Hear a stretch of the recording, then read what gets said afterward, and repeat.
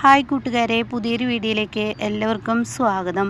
അങ്ങനെ ഇനി ഗൗതമാണെങ്കിൽ CKC വണ്ടിയിൽ ഡിക്കിലിട്ടിട്ട് കൊണ്ടുപോവാണ് കേട്ടോ. ഇത് നിർമ്മല കാണാണ്. പിന്നീട് നിർമ്മല, അയ്യോ ഈശ്വര, അവൻ്റെ അച്ഛനെയാണല്ലോ അവൻ ഈ ചെയ്യുന്നത്, അത് ചെയ്യുന്നത് തെറ്റാണല്ലോ ഈശ്വര. അയാൾ ക്രൂരനാണെങ്കിലും സ്വന്തം അച്ഛനെ ഇങ്ങനെയൊക്കെ ചെയ്യുമ്പോൾ അത് കണ്ടു നിൽക്കാൻ എനിക്ക് കഴിയില്ല, എന്നാൽ അത് തടയാൻ എനിക്ക് കഴിയില്ല. ഇനി ഗൗതം അയാൾ കാരണം കൊലയാളിയാവുമോ, അവൻ എന്തെങ്കിലും ചെയ്തു കൂട്ടും എന്നൊക്കെ പേടി നിർമ്മല പെട്ടെന്ന് ആ ഓട്ടോയിൽ അങ്ങനെ നിർമ്മല പോവുകയാണ് കേട്ടോ. പിന്നീടാണെങ്കിലോ ഗൗതമാണെങ്കിലോ അങ്ങനെ പോകുന്ന വഴിക്ക്, എടാ നിനക്ക് എൻ്റെ അനിയനെ വെച്ച് എന്നെ ഇട്ട് പൂട്ടണല്ലേ, നിൻ്റെ ഇത് അവസാനത്തെ പൂട്ടലായിരിക്കും, നീ എന്താടാ എന്നെക്കുറിച്ച് കരുതിയത്? ഇത്രയും നാൾ നീ ചെയ്യുന്ന താണ്ഡവങ്ങളെല്ലാം ഞാൻ കണ്ടു നിന്നത്, ഇന്നല്ലെങ്കിൽ നാളെ നീ ശരിയാവുമെന്ന് പ്രതീക്ഷിച്ചാണ്. പക്ഷെ നിനക്ക് ശരിയാവുന്നതില്ല, നീ ശരിയാവില്ല എന്നൊക്കെ പറഞ്ഞ് ദേഷ്യത്തോടു കൂടി സംസാരിക്കുമ്പോൾ CKC ആണെങ്കിലോ പതിയെ ഇങ്ങനെ കാറിൻ്റെ ഡിക്കിൽ നിന്ന് ഇങ്ങനെ എണീക്കാൻ നോക്കുമ്പോൾ തൻ്റെ തല പിന്നെയും തല ചുറ്റി അവിടെ തന്നെ കിടക്കുകയാണ് കേട്ടോ. അങ്ങനെ CKCക്ക് തല ഉയർത്താൻ കഴിയുന്നില്ല. എന്നാൽ ഈ സമയം ഗൗതമാണെങ്കിലോ നേരെ പോകുന്നത് തൻ്റെ ഒരു പഴയ ബിൽഡിംഗ് ഉണ്ട് കേട്ടോ. ആ ബിൽഡിങ്ങിലോട്ടാണ് ഗൗതം പോകുന്നത്. അതേസമയം നിധി ആണെങ്കിലോ ഇവർ വന്നിരിക്കുന്ന ആ സ്ഥലത്തോട്ട് എത്തുകയാണ്. അതായത് CKCയുടെ കാർ അവിടെ കിടക്കുന്നുണ്ട്. നിർമ്മല പറഞ്ഞ ആ ലൊക്കേഷൻ പ്രകാരം അവിടോട്ട് എത്തുകയാണ്. എന്നാൽ അവിടെ CKCയോ അതുപോലെ തന്നെ ഗൗതമിനെ കാണാനില്ല. ഈ സമയം ഇവിടെയാണല്ലോ നിർമ്മലാൻറ്റി പറഞ്ഞത്, പക്ഷേ ഇവിടെ ആരും തന്നെ ഇല്ലല്ലോ, ഇവിടെയുള്ളവർ എങ്ങോട്ട് പോയി എന്നുള്ള ആ ഒരു ടെൻഷൻ നിധിയിലുണ്ട് കേട്ടോ. ഇതേ സമയം CKCയെയും ഗൗതമിനെയും പിന്തുടർന്ന് നിർമ്മല പോകുന്നുണ്ട്. നിർമ്മലയാണെങ്കിലോ ഈ ഗൗഡൗണിന് പിന്നാലെ പോവുകയാണ്. അപ്പോൾ കാണാം ഗൗതം ഇങ്ങനെ CKCയുടെ കഴുത്തിന് പിടിച്ച് പിന്നീട് ഒരു റൂമിൽ കൊണ്ടുപോയിടുകയാണ്. എന്നിട്ടാണെങ്കിലോ ഒരു കയറ് കൊണ്ട് ഒരു ചെയറിലാക്കി, എൻ്റെ പ്രണവിനെ നീ കെട്ടിയിട്ടതുപോലെ നിന്നെയും ഞാൻ കെട്ടിയിടുകടാ എന്നൊക്കെ പറഞ്ഞിട്ട് കെട്ടിയിടുകയാണ് കേട്ടോ. ആ സമയം CKC പറയണേ, നിനക്ക് എന്നെ എങ്ങനെയൊക്കെ ചെയ്യാൻ കഴിയുമെങ്കിലും നീ ഒരിക്കലും നിനക്കെന്നെ തൊടാൻ കഴിയില്ല, അത് നീ മനസ്സിലാക്കിക്കോ എന്നൊക്കെ പറഞ്ഞ് വീണ്ടും വീണ്ടും ഇങ്ങനെ ആക്രമിച്ചും കൊണ്ടിരിക്കുകയാണ് കേട്ടോ. അപ്പോൾ CKC ഇത് പറയുമ്പോൾ ഗൗതമിനങ്ങ് ദേഷ്യം പിടിക്കണം. അപ്പോൾ കാണാം അവിടെ ഒരു ചൂരൽ പോലത്തെ ഒരു വലിയൊരു വടി കിടക്കുന്നു കേട്ടോ. അതങ്ങ് മടക്കി പിടിച്ച് CKCയെ ഇട്ട് തല്ലാണ്. അത് കാണുന്ന നിർമ്മല, അയ്യോ ഈശ്വര എന്തൊരു കഷ്ടമാണ്, ഈ സ്വന്തം അച്ഛനെ ഗൗതം തല്ലുമ്പോൾ ഈശ്വര എൻ്റെ മനസ്സ് എന്തോ, അവന് ക്രൂരനാണെങ്കിലും എൻ്റെ മനസ്സിൽ എന്തോ തോന്നുന്നു എന്നൊക്കെയാണ് ചിന്തിക്കുന്നുണ്ട് കേട്ടോ. ആ സമയം CKC ആണെങ്കിൽ, എടാ നീ എന്നെ എത്ര തച്ചാലും, നീ എന്നെ കെട്ടിയിട്ട് തച്ചാലും, നിൻ്റെ അച്ഛൻ വന്നാലും എടാ ഞാൻ ഒരിക്കലും നിൻ്റെ പ്രണവിനെ വിട്ടു തരില്ലടാ എന്നിങ്ങനെ പറയണം കേട്ടോ.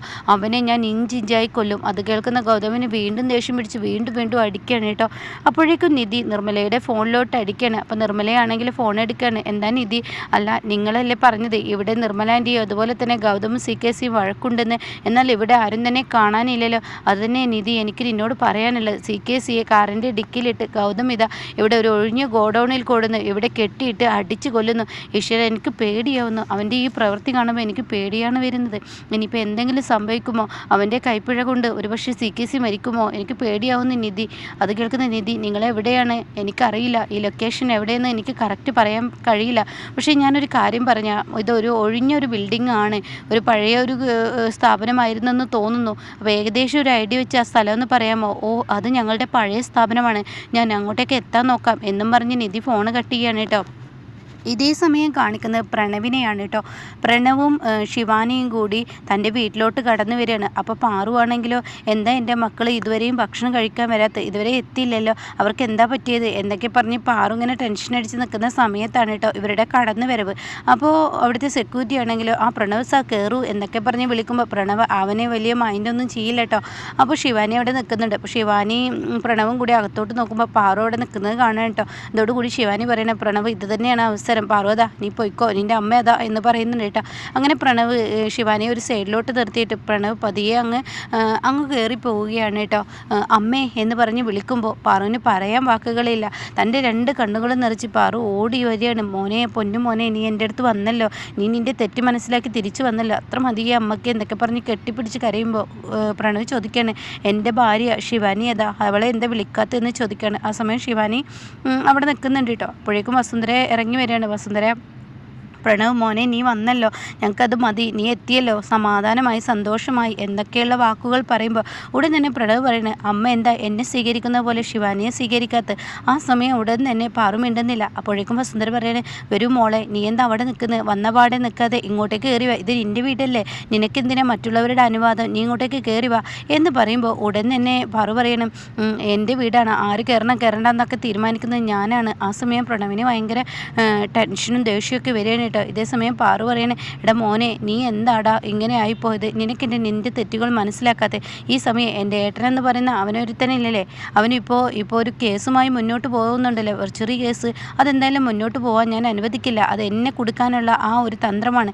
എന്താടാ നീ ഇത്ര പൊട്ടനായിപ്പോയത്, അത് നിന്നെ കൊടുക്കാനല്ല, CKCയെയും അതുപോലെ തന്നെ ജ്യോതിർമയും കൊടുക്കാനാണ്. നിന്നെ കെട്ടിയിട്ട് ആക്രമിച്ചത് CKCയും ജ്യോതിർമയാണ്. മതി നിങ്ങളുടെ കപടത്തരം, മതി നിങ്ങളുടെ കള്ളത്തരം. ഒരുപാടായി ഞാൻ കേൾക്കുന്നു. ഇത് കേട്ട് മടുത്തു. എനിക്കിത് കേൾക്കണ്ട. എന്നെ കൊടുക്കാൻ വേണ്ടിയാണ് അയാൾ അത് ചെയ്യുന്നത്. ഞാനിപ്പോൾ സ്വത്തിന് വേണ്ടി കേസുമായി മുന്നോട്ട് പോകാമെന്ന് അറിഞ്ഞപ്പോൾ അയാൾ അതിൽ നിന്നും എന്നെ വഴിതിരിക്കാൻ വേണ്ടി മനഃപൂർവ്വം എനിക്ക് എതിരെ വെർജറി കേസ് മൂവ് ചെയ്യല്ലേ. അത് കേട്ടോടെ തന്നെ, അല്ലടാ നിനക്കെതിരെ അല്ലടാ, നിൻ്റെ നല്ലതിന് വേണ്ടിയാടാ നീ ഇപ്പോൾ കുടുങ്ങിയിരിക്കുന്നത്. ആ CKCയുടെ കുഴിയിലാണ്. അവൻ ചതിക്കുകയാണ്. അവൻ്റെ ചതിക്കുഴി നീ മനസ്സിലാക്കണം. അപ്പോൾ അത് കേൾക്കുന്ന വസുന്ധര പറയണം, നിങ്ങളൊന്നും മിണ്ടാതിരിക്കുന്നുണ്ടോ. അപ്പോൾ ശിവാനിക്ക് പേടിയാവുകയാണ് കേട്ടോ. പ്രണവിൻ്റെ മനസ്സിങ്ങനെ മാറി വരണം. അപ്പോൾ ശിവാനി പറയണേ, ഒരിക്കലും പ്രണവേ നിന്നെ കൊണ്ടുപോയത് CKCയും ജ്യോതിർമയല്ല, നിൻ്റെ അമ്മ നിന്നെ തെറ്റിദ്ധരിപ്പിക്കുകയാണ്. അത് കേട്ട ഉടൻ തന്നെ, ഞാൻ നിൻ്റെ പെറ്റമ്മയാണ്, ഞാനുള്ള സത്യമാണ് നിന്നോട് പറയുന്നത്. കാരണം നിൻ്റെ ഏട്ടൻ ഒരിക്കലും നിന്നെ ചതിക്കില്ല. നിൻ്റെ ഏട്ടൻ നിനക്ക് എല്ലാ സ്വത്തുക്കളും എഴുതിത്തരാൻ തയ്യാറാണ്. എന്നാൽ ഇവിടെ സംഭവിക്കുന്ന അതല്ല. നിൻ്റെ തെറ്റ് തിരുത്താനും CKC എന്ന ആ ഒരു ചെന്നായെ ഇവിടെ ചെന്നായുടെ കയ്യിൽ നിന്നും നിന്നെ രക്ഷപ്പെടുത്താനും വേണ്ടിയാണ് നിൻ്റെ അമ്മ പറയുന്നത്. അതിനു വേണ്ടിയാണ് നിൻ്റെ ഏട്ടനും നിധിയും വെർജറി കേസുമായി മുന്നോട്ട് പോകുന്നത്. പവിത്രനെ വെച്ച് നിന്നെ കെട്ടിയിട്ട് അത്രയും ദിവസം ആക്രമിച്ചത്, അവൻ കൊല്ലാൻ വരെ പ്ലാൻ ഇട്ടത് ഇതിനു വേണ്ടിയാണെന്നൊക്കെ പറയുമ്പോൾ വിശ്വസിക്കാനാവാത്ത ആ സത്യം അത് ശരി തന്നെയാണോ എന്നുള്ള ലെവലിൽ നിൽക്കുമ്പോൾ, മതി നമുക്കിവിടെ നിൽക്കണ്ട. ഇവർ ഒരിക്കലും വളർത്തു മകന് വേണ്ടിയിട്ടേ സപ്പോർട്ട് ചെയ്യുള്ളൂ, അല്ലാതെ സ്വന്തം മകന് വേണ്ടി സപ്പോർട്ട് ചെയ്യില്ല എന്ന് പറയട്ടോ. ആ സമയം ഇത് കേട്ടോടെ തന്നെ, വളർത്തു മകനാണ് എന്ന് നീയാണോട് തീരുമാനിക്കുന്നത്, ഞാൻ അങ്ങനെയല്ലടി എൻ്റെ മക്കളെ വളർത്തിയത് എന്ന് പറഞ്ഞിട്ട് പാറു ദേഷ്യത്തോടു കൂടി സംസാരിക്കുമ്പോൾ ഉടൻ തന്നെ അവിടെ ശിവാനിയുടെ കഴുത്തിന് പിടിക്കുന്നുണ്ട്. ആ സമയം വസുന്ധര ഇടപെട്ട്, മാറി നിൽക്ക്, ഇതെന്താ ഇവിടെ വഴക്ക് കൂടുന്നത്, ഒരു കാര്യം പറഞ്ഞ് മനസ്സിലാക്കേണ്ടടുത്ത് വഴക്ക് കൂടുക. അപ്പോൾ മോനെ നീ ഇവളുടെ വാക്കുകൾ കേട്ടിട്ട് നിനക്ക് തെറ്റിയത് ശരിയതെന്ന് മനസ്സിലാവായിട്ടാ. നീ ഒരു കാര്യം ചെയ്യും മോനെ, നീ ഒരിക്കലും പോവല്ലേ. നിധി നിനക്ക് യഥാർത്ഥ കള്ളൻ ആരാണെന്ന്, യഥാർത്ഥ ശത്രു ആരാണെന്ന് നിനക്ക് കാണിച്ചു തരാൻ വേണ്ടിയാണ് ഈ കേസുമായി മുന്നോട്ട് പോകുന്നത്. അതുകൊണ്ട് എൻ്റെ പൊന്നു മോനെ ഇവർക്കിടയിലോട്ട് പോവല്ലേ, ഇവരെല്ലാവരും നിന്നെ ചതിക്കുകയാണ്. ഈ വസു അതുപോലെ തന്നെ നിൽക്കുന്ന ശിവാനി, CKC, ജ്യോതിർമയി, ഇവരെല്ലാവരും ചതിക്കപ്പെട്ടിരിക്കുകയാണ്.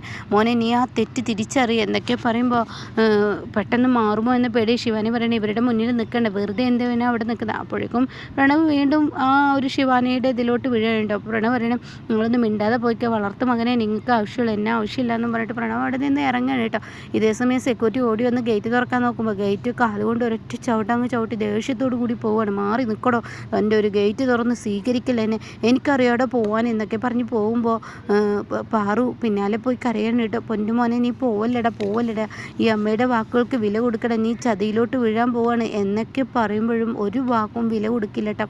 അങ്ങനെ ഈ സമയം വസുന്ധര വന്നിട്ട് പറയണതേ, നിങ്ങൾ എന്ത് മണ്ടിയാണ്, അവൻ ഇവിടോട്ട് കയറി വന്നു, അവനോട് പറയാ ആ കേസ് ഞാൻ പറഞ്ഞിട്ട് ഗൗതമിൽ നിന്ന് റിമൂവ് ചെയ്യിപ്പിച്ചോളാം, നീ എവിടെ നിൽക്കുമോ എന്ന് ചോദിച്ച് അവനെവിടെ നിർത്താനല്ലേ നോക്കേണ്ടത്, നിങ്ങളിൽ കിട്ടിയ അവസരം നിങ്ങൾ എന്തിനാ കളഞ്ഞ് എന്നൊക്കെ പറഞ്ഞ് പാറുവിനോട് ചൂടാകുമ്പോൾ പാറു അത് ശരിയാണോ എന്നൊരു തോന്നൽ പാറുവിൻ്റെ ഉള്ളിൽ വരികയാണ് കേട്ടോ.